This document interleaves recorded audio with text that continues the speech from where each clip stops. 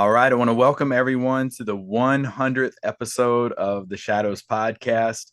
This is Yay. super cool experience for me going back to when the pandemic kicked off and I started thinking of, wow, I could maybe do something like this with a podcast. Now I'm sitting here not just on 100 episodes, but I'm sitting here with the Chiodo Brothers. I'm sitting here with Stephen and Edward. How freaking cool is this that I'm having my 100th episode with the two of you? Welcome. Well, Oh, well, thanks. well, thanks for inviting us and congrats on your 100th episode. That's Yeah, great. if I had known it was the 100th, I would have dressed up. I would have wore a Killer Well, Klowns tuxedo or something.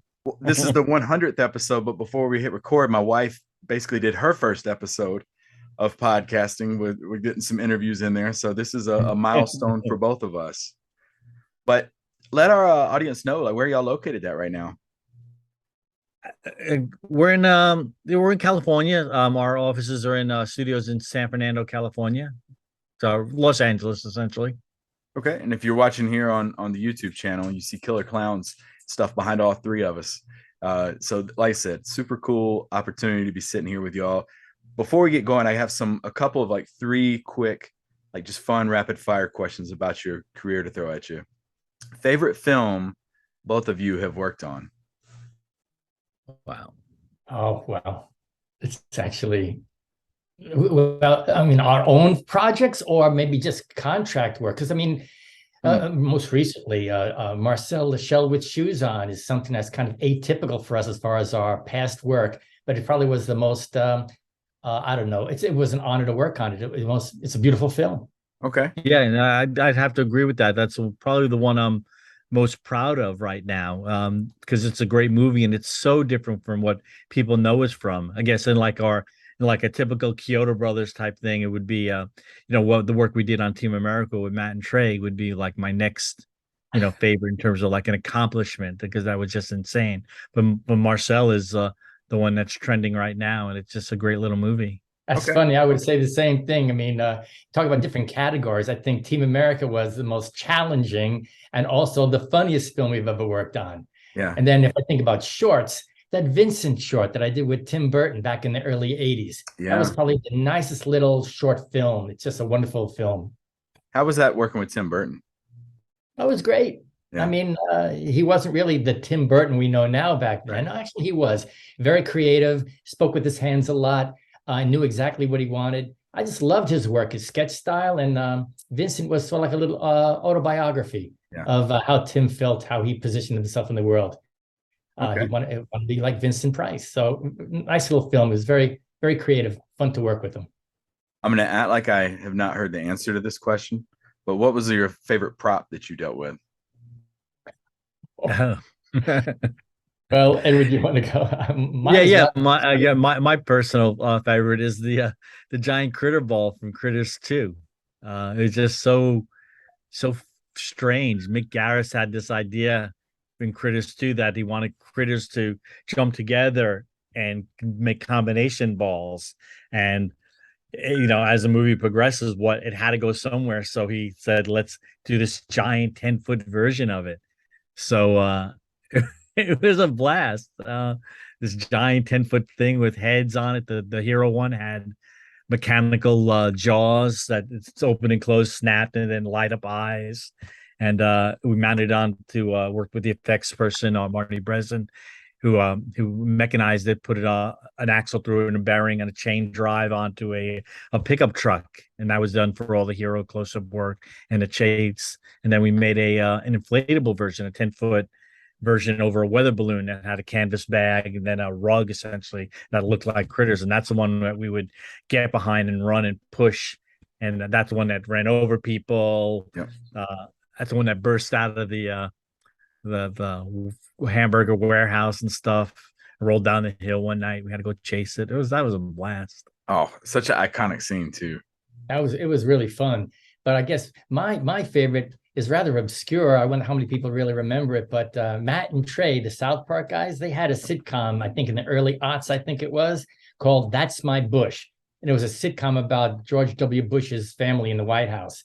And it was one episode where we made Felix, the 40-year-old aborted fetus, who was pro-life. And it was like a little funny little embryo puppet. And We puppeteered it, and he was pro-life. It was really a funny script, but didn't take either side. That was probably the most unique project. Yeah.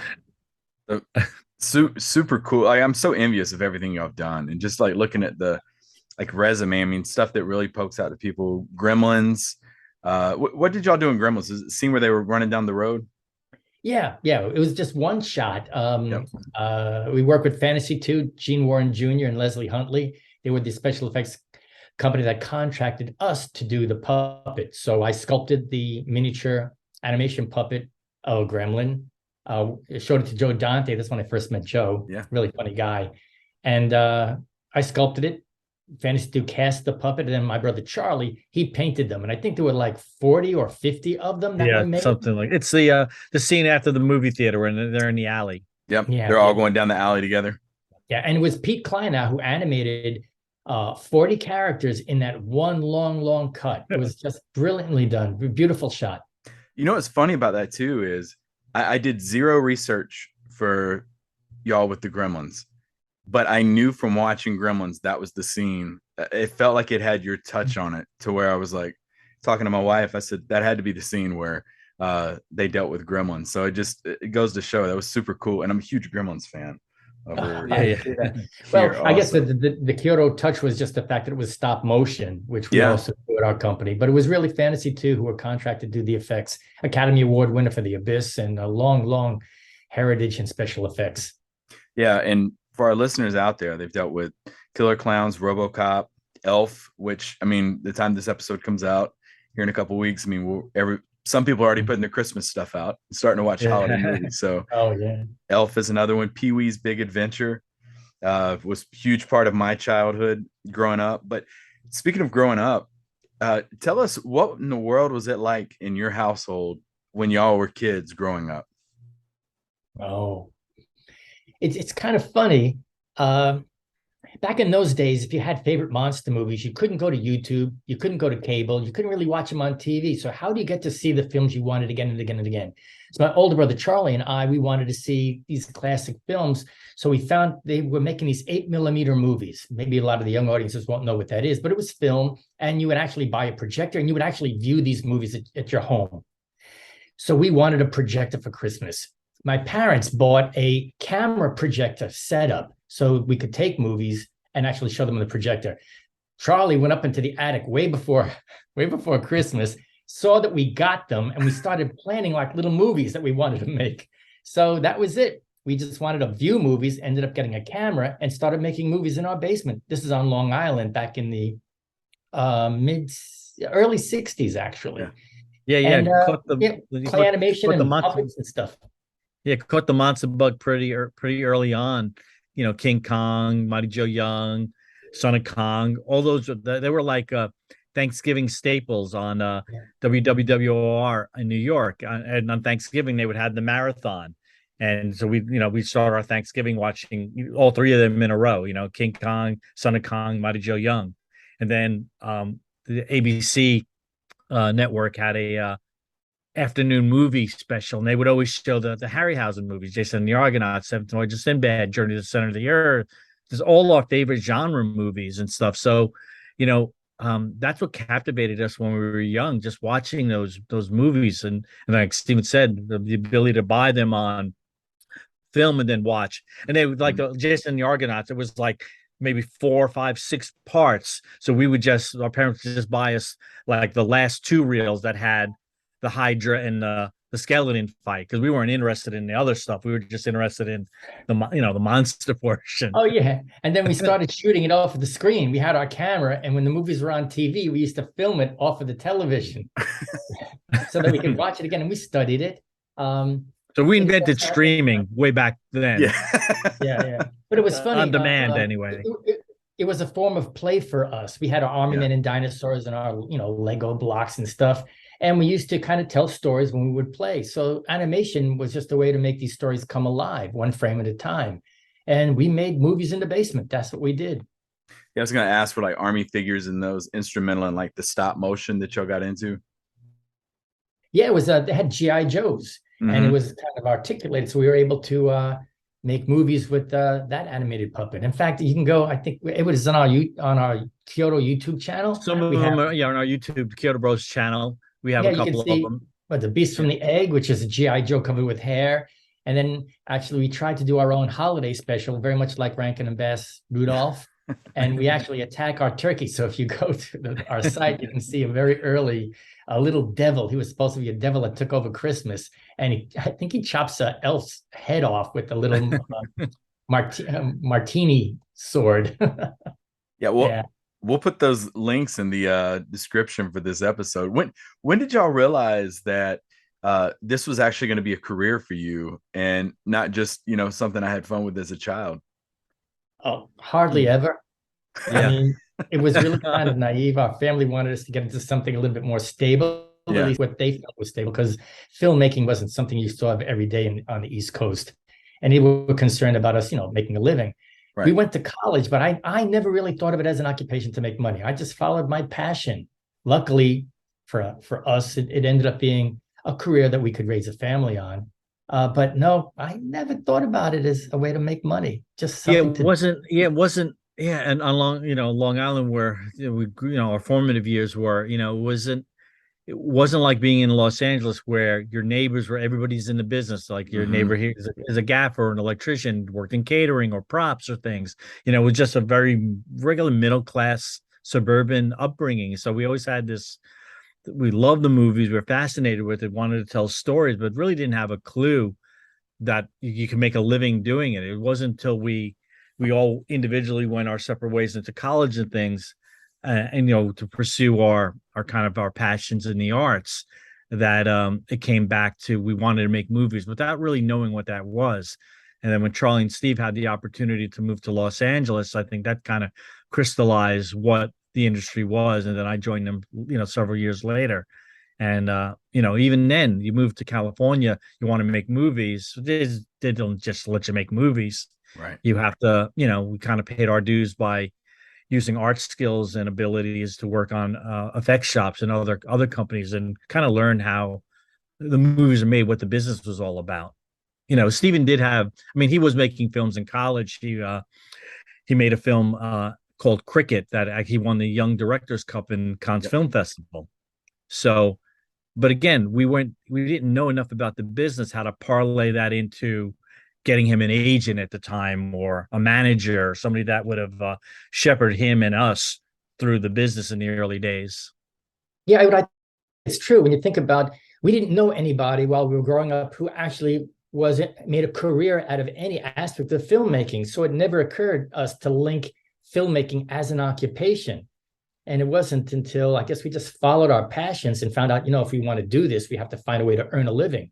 And I was a sculptor, I was a stop motion animator, and those were my first jobs in the industry, working those two professions. And Edward he did some mechanical design, worked in prop houses, and Charlie was an illustrator. He would do storyboards. So us working as, let's say, below the line in the industry, in those job positions, we learned about filmmaking process. I would learn producing by watching ADs and producers and how they put budgets together.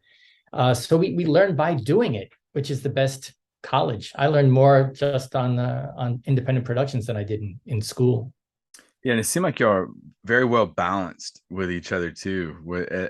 It just seems like it was meant to be, that y'all were able to come together, and regardless of what path they took with college, and start making some magic behind the camera. And what would you consider like your first big break?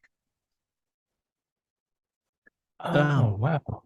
I guess it would be, well, as an effects company, I would say it would be Critters. We had done spot effects, like one shot, one special prop.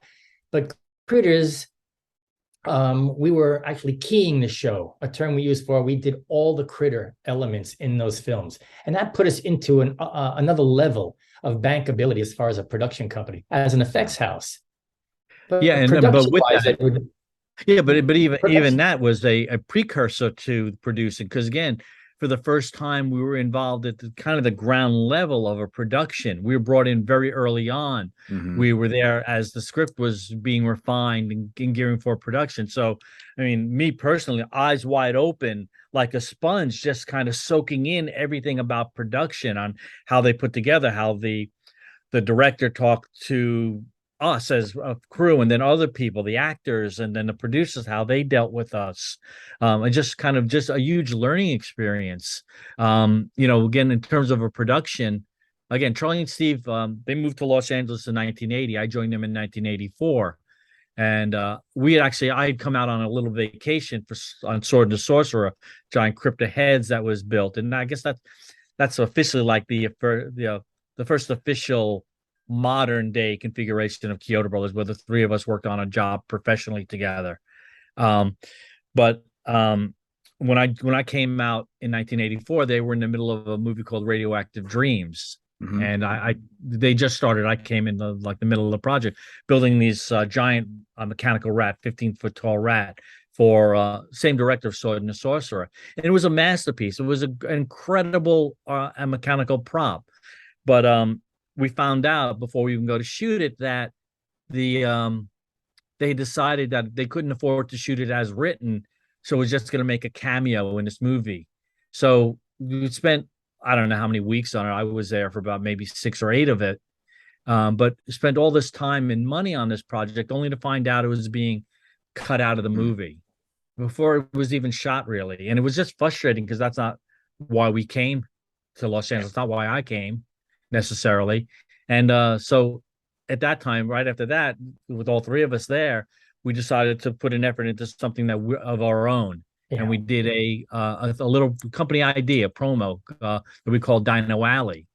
And really that's kind of like when you look back at our history, that's kind of like that decision and that effort really set our path moving forward as a creative entity, something that would do original content. Yeah, we kind of redefined why we came to Los Angeles. It wasn't to do great special effects props, only to be cut out of a movie, or do, great art for films that never got released.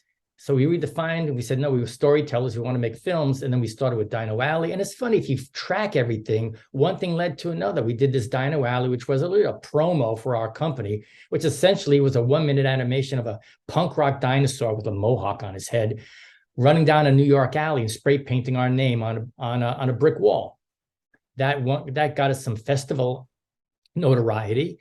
And then a producer who was looking for dinosaur footage, Bill Stout, the famous prehistoric illustrator, recommended, Chiodo Brothers has a dinosaur footage. So Richard Jones, the producer, was looking for the footage, licensed art Dino Alley, put it into his documentary, and he knew some people at KABC in Los Angeles. It's a rather long story, but it's interesting to track. And they had some extra money for specials. So we came up with this idea called Cousin Kevin, a story about 2 boys camping out in their backyard, and a vivid imagination makes their imagination become real. They're visited by monsters and all that kind of stuff. So that was my first live action directing, and Edward produced it. Charlie was an art director and production designer. And we had a local after school special that we produced and I directed and we wrote. Yeah, and it's funny, right around that time, Critters was happening. So we took what we learned from Critters and put it into that little special of ours. Again, it was something KBC gave us a little bit of money. We supplemented it with money that we had to just increase the production value as an investment in ourselves. And again, and that won festivals and got some attention.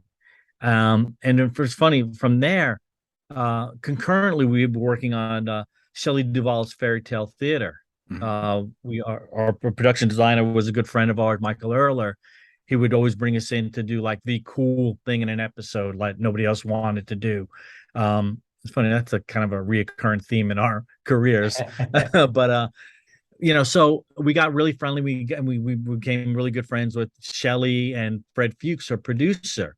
And then one day Fred saw Cousin Kevin and really enjoyed it. And he comes to us, guys, you have any other feature ideas? Because some friends of mine have just come into a line of credit and they're doing, lower budget genre type movies. And we had we had a rough idea of Killer Klowns from Outer Space that we showed it to Fred. Fred took us over to Transworld Entertainment, Moshe Diamant, Paul Mason, and we had the opportunity to pitch Killer Klowns from Outer Space to them. Our first feature film pitch ever, sold it in the room. It was kind of bizarre and strange. By the time we drove back, by the time we got back to our offices, they were calling and wanting our attorney's information so they could start negotiating the deal. Wow. It was, yeah, so just doing good work. We were doing our art skills and doing work and making our own films. And if you just keep at it, the opportunities kind of pop up. But you make your own luck by working. Good work gets work.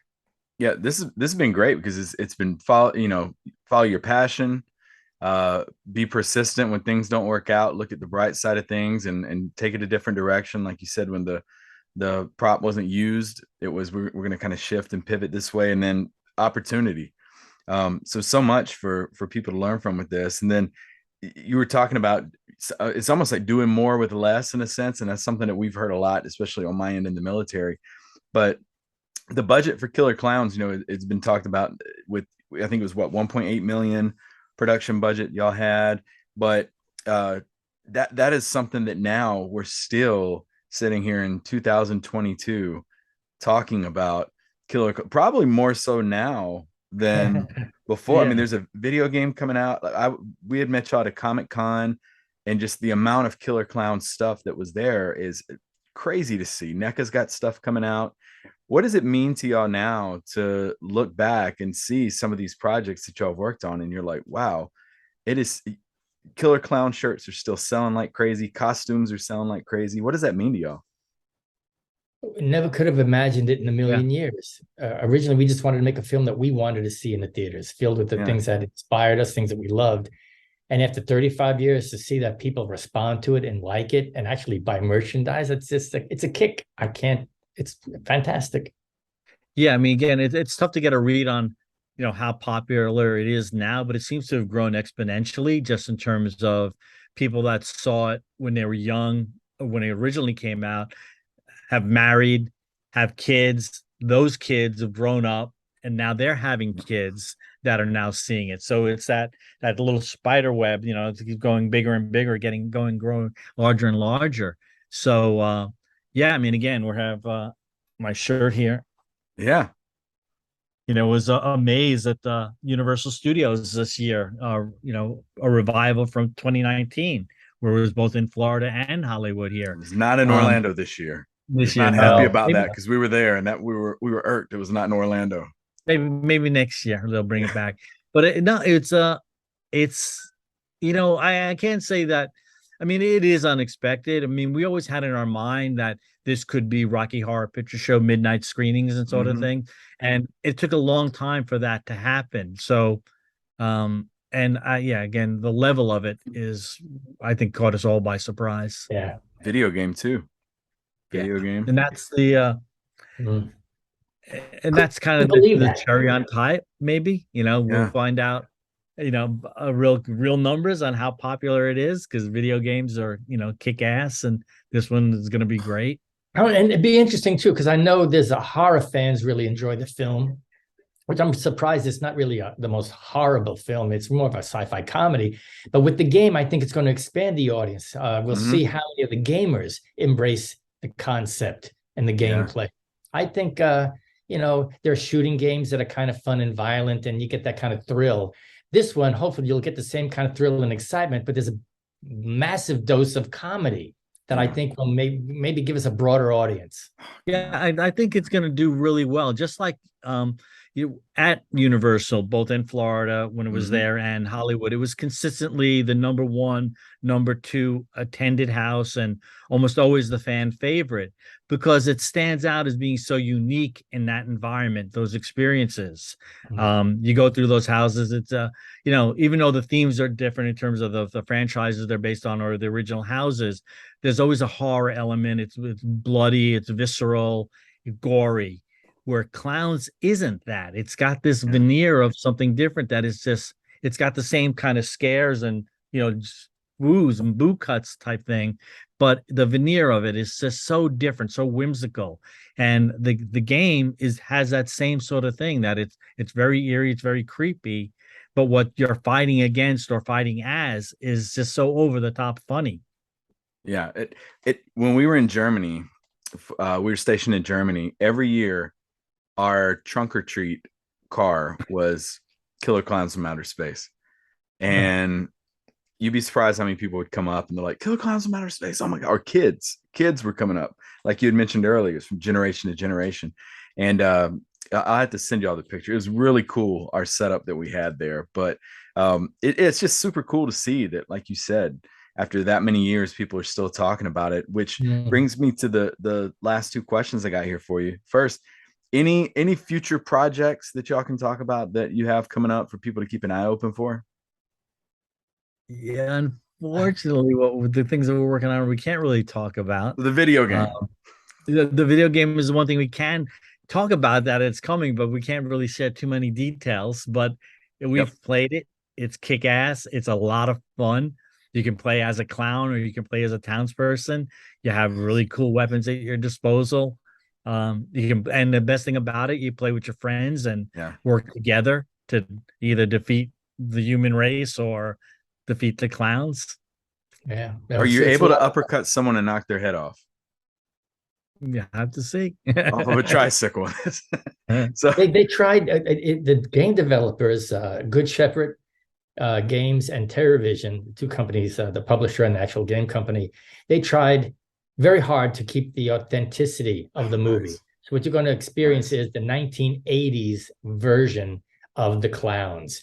And the gags, I think, are all going to be there.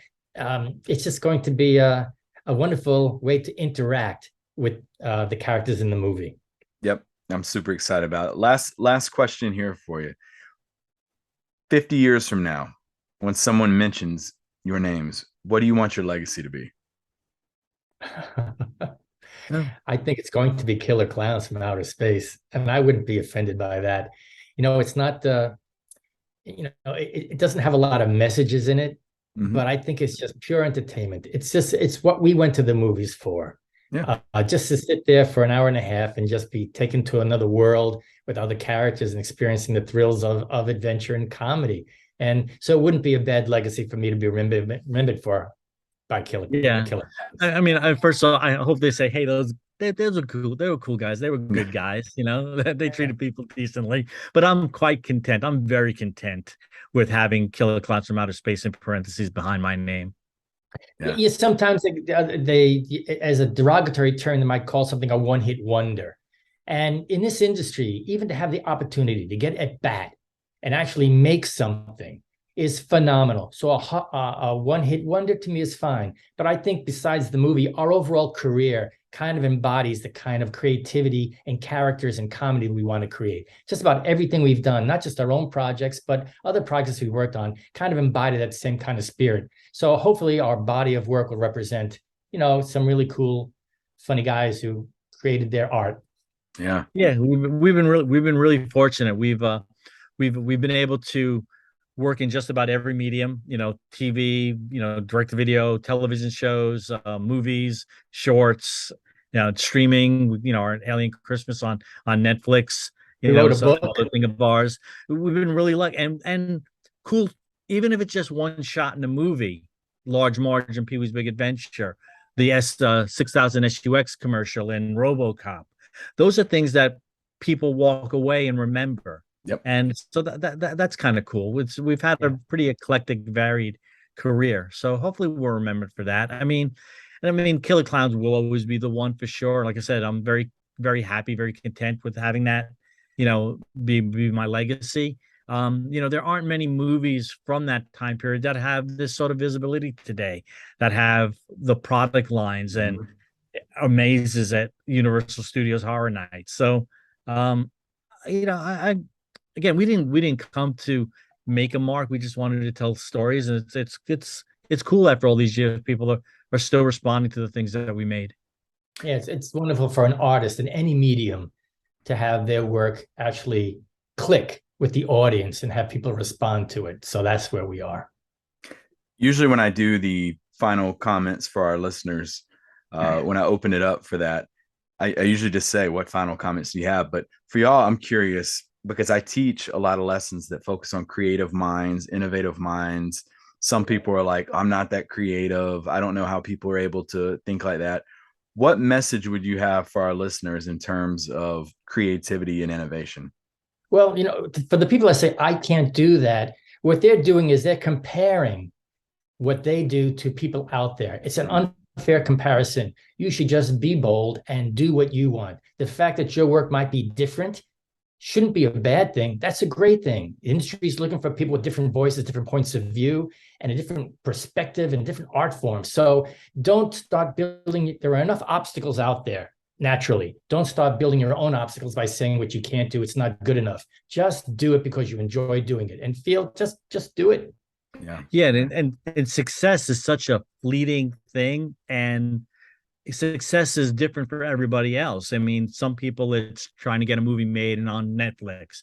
All the time, it's just getting that thought out of your head and onto paper or whatever medium you do. Just your personal expression. If you have a passion, just do it. Don't let anybody stop you, criticize you. You're not good enough. Oh, this isn't good. Well, it's not. You're the final arbiter of your own artwork. I mean, you do what you want to do, whatever makes you happy, and anything really. It's just not artwork. It's just don't let the people around you, be the obstacle. Just do what you like, what makes you feel good. As long as you're not hurting anyone, you just go for it. It's that your personal expression is important to you. Yeah. Well, I cannot thank the two of you enough for this opportunity. This was super cool for me. As a huge fan of all of the work that you've done, I couldn't think of a cooler guest to have on my show for the 100th episode than the two of y'all. This was super cool. And like I said, cannot thank you enough. So I really do appreciate y'all taking time. Well, thank you. And for you and all of your people that watch it, all the people in the service, thank you for your service. What you guys do is so important. We're just here to entertain people. It's not the highest level of accomplishment, but I'm glad you guys enjoy it and stay safe. And again, thank you. Yeah, we have fun. We don't risk our lives for the good of others. We just maybe make them smile a little bit, but you do the real work. So thank you. And that's what we need. We need that escape. We need those smiles and that, like you said, the escape for an hour and a half while you're watching something with your family or with friends. Or, I mean, there's probably been people who've been deployed who've watched your movies and it's taken their mind away from where they're at. So I can't thank y'all enough for all the work that you do. And folks, what an amazing 100th episode. Tune in next week for 101 here on the Shadows Podcast.